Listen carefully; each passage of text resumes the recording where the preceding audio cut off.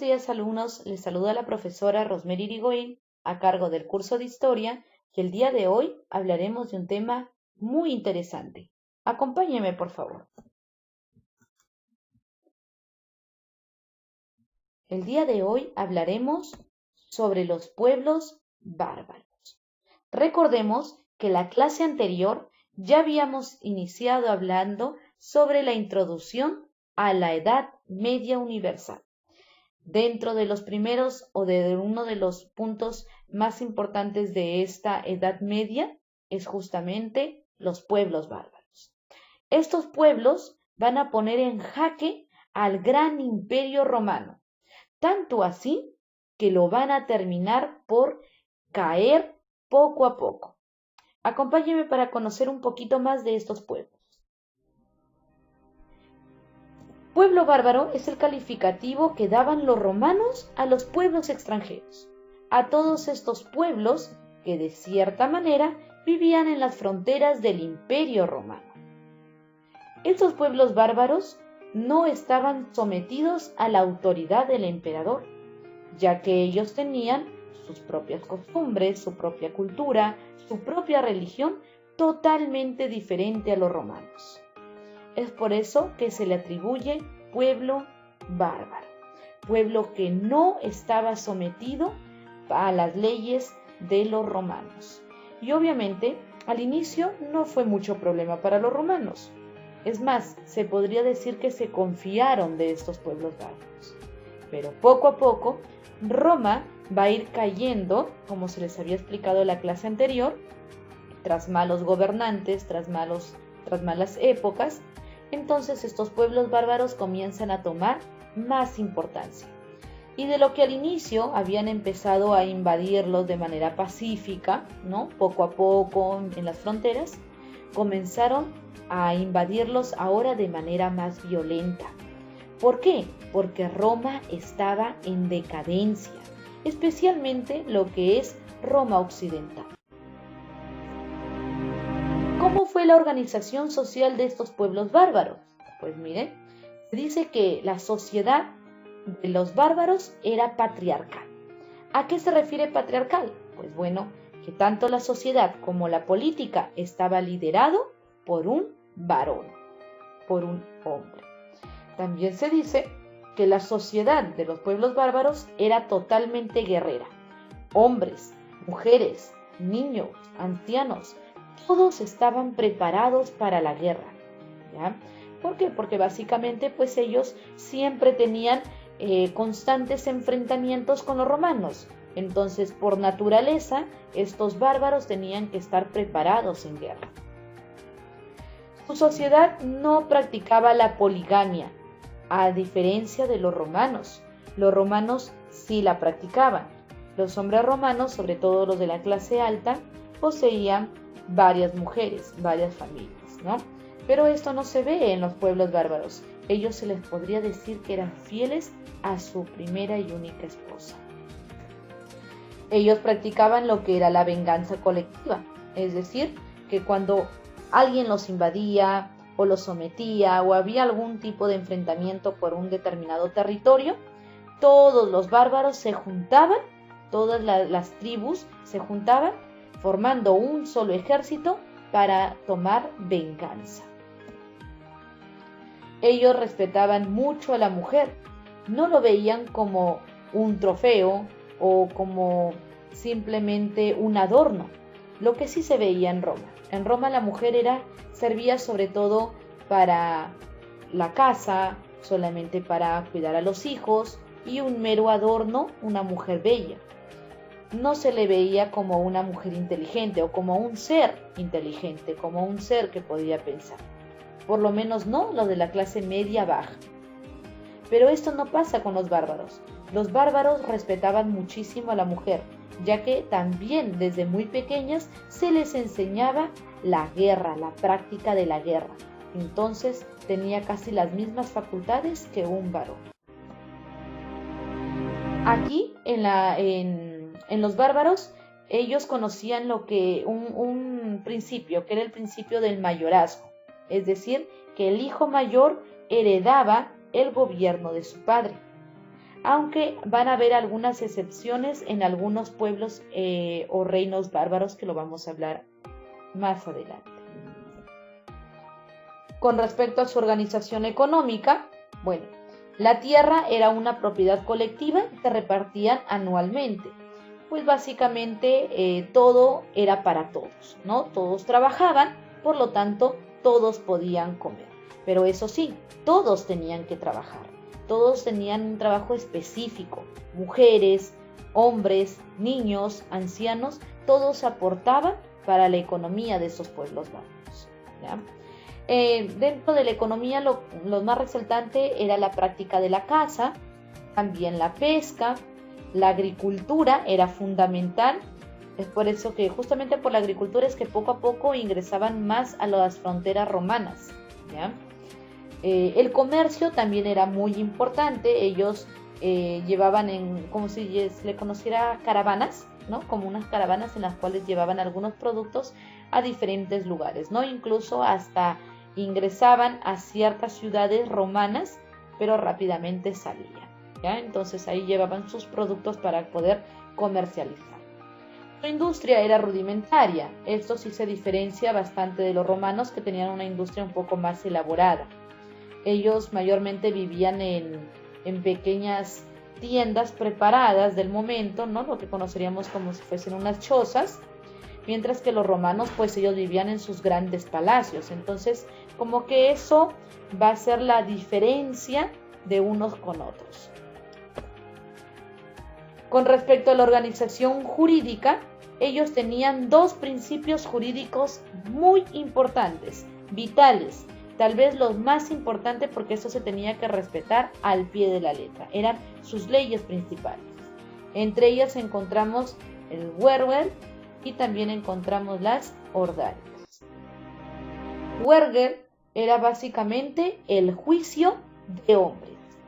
Era un pago que se va a efectuar o que tenía que efectuar el culpable por la ofensa cometida para poder evitar la venganza colectiva, ¿no? Es decir, que para evitar los enfrentamientos entre pueblos en sí, ellos determinaban de que quien haya incumplido alguna norma, alguna ley y haya sido nombrado culpable, pues tenga que pagar una reparación civil, ¿no? Un tipo de reparación civil, el cual era conocido como juicio de hombres. Era muy importante cumplir este principio para que no se pueda pasar al otro juicio, que era el juicio de ordalias. Se dice incluso que este tipo de juicio, el Werger, era básicamente para algunos delitos menores. Pero en el caso de las ordalias, esta sí era un juicio para asuntos más delicados, para ofensas más delicadas. Era conocido como el juicio de Dios. Una lucha entre presuntos culpables era uno de los medios para arreglar esa situación. Era el inocente el que vencía, ¿no? Prácticamente se le llama juicio de Dios porque se le deja, como se le dice, ¿no? A la de Dios, a ver cómo resulta. Habían diferentes formas de hacer este juicio de Dios o este juicio de ordalias. Una de las más resaltantes, de las más conocidas, es que entre el culpado y el que acusaba, pues se enfrentaban, ¿no? Se daba un enfrentamiento entre ellos dos y quien salga vencedor era inocente, ¿no? Y obviamente, por obvias razones, el que moría era culpable. Otras formas también de hacer este juicio de Dios era como nosotros podemos observar en esta imagen. Llamaban al culpable, ¿no? Al que era aparentemente culpable, para que tome entre las manos algún objeto que se encontraba al rojo vivo, es decir, que quemaba bastante, y si sus manos se ampollaban, por así decirlo, se quemaban, entonces era culpable. Otro tipo de juicios también era agarrarlos, atarlos y hundirlos en un río o en un lago. Si flotaban, era porque las aguas no lo querían, era impuro, por lo tanto era culpable, ¿no? Y si se hundía, por un buen tiempo, por un momento, entonces eso quiere decir que no era culpable, ¿no? Y la dejaban al destino a ver si vivían o morían. Ahora hablaremos de la organización religiosa. La organización religiosa para el pueblo bárbaro era muy importante. Se dice que eran politeístas. Eso quiere decir que tenían varios dioses. Sus dioses también eran antropomorfistas, es decir, que tenían físico humano, ¿no? Es decir, un cuerpo humano. Y sabeístas, es decir, que sus dioses eran muy sabios. Entre el dios principal, pues encontraremos aquí a Odín, aunque también es llamado Wotan. Es su dios principal. Es el señor de los cielos, es el dios de la guerra, es el señor de todo lo que existe. También encontramos a Freya. Ella es la diosa de la primavera, diosa de la juventud, diosa del matrimonio, del amor y sobre todo, esposa de Odín. Seguimos y encontramos al famoso Thor, dios del trueno. Muy importante porque este es el que lleva el famoso martillo, el cual donde se dice que se encuentra todo su poder. También encontramos a Suna, que era el sol. Y también encontramos a Mun, que era la luna. Se menciona que el lugar donde vivían estos dioses era el territorio que se le conocía como morada de los dioses, que recibía el nombre de Walhalla. En ese lugar es donde vivían. Así como los dioses griegos, los dioses romanos, que tenían el Olimpo, ¿no? Donde vivían. Aquí los dioses de los pueblos bárbaros, pues también tenían un lugar donde vivían. Y ese era Walhalla. Recordemos eso, chicos. Y si nosotros podemos observar, entonces son dioses totalmente diferentes a los romanos, ¿no? Totalmente diferentes. Es una de las diferencias muy grandes que hay entre romanos y los pueblos bárbaros. Las razas bárbaras. ¿Cuántas o cómo eran la división de estas razas bárbaras? Pues miren, encontramos que las razas bárbaras se dividen en 3 grupos. Los arios, los tártaros y los semitas. De los 3, los más importantes y sobresalientes son los arios. Dentro de los arios, que es básicamente la raza blanca, aquí encontramos a 2 grupos muy importantes, los germanos y los eslavos. Dentro de cada uno de ellos también hay una división. Miren, dentro de los eslavos encontramos a los checos, encontramos a los eslovenos y también encontramos a los bohemios. Sin embargo, de los arios, los más sobresalientes fueron los germanos. Los germanos, a su vez, se dividen en 2 grupos, los teutones y los godos. Miren, aquí hablaremos de los teutones. Dentro de los teutones encontramos a los francos, a los lombardos, a los vándalos, a los suevos y los borgoñeses. De todos ellos, los más sobresalientes van a ser los francos, chicos. Ellos van a ser los más sobresalientes. Estos francos es lo que va a dar origen más adelante el territorio conocido como Francia, por ejemplo. Los francos van a ser los que van a tener un reino mucho más grande, como se les mencionó en la clase anterior, por ejemplo, de ellos justamente es donde va a salir más adelante el gran imperio carolingio, en base a los francos, ¿ok? Como base tenían a los francos. Y dentro de los godos encontramos a los visigodos, a los ostrogodos y a los érulos.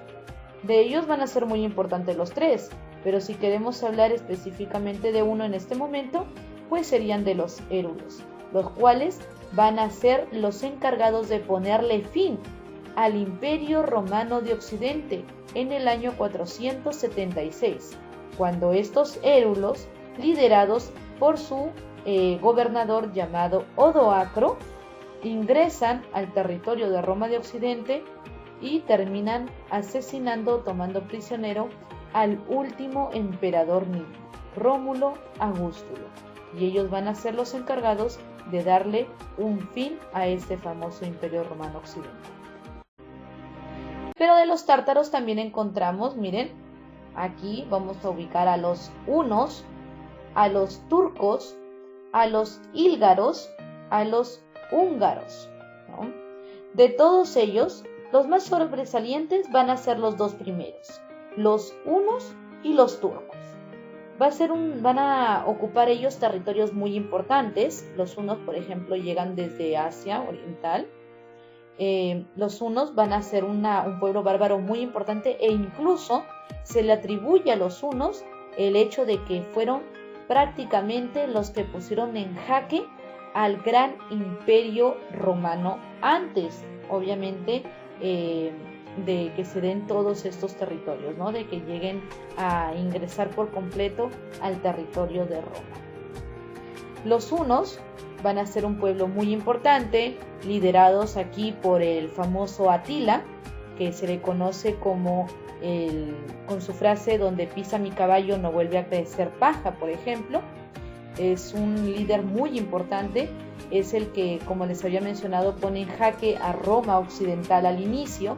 Sin embargo, no los termina por conquistar, muere antes de que sus planes se cumplan, porque dentro de sus planes era justamente hacerse de este gran imperio, pero termina asesinado por una de sus esposas. En el caso de los turcos, también es una cultura muy importante, que lo vamos a encontrar justamente cuando cae Roma Oriental o el Imperio Bizantino, ¿no? Ellos van a ser los encargados, especialmente los turcos otomanos, van a ser los encargados de darle fin a este gran imperio bizantino o imperio romano oriental. Y por último encontramos a los semitas.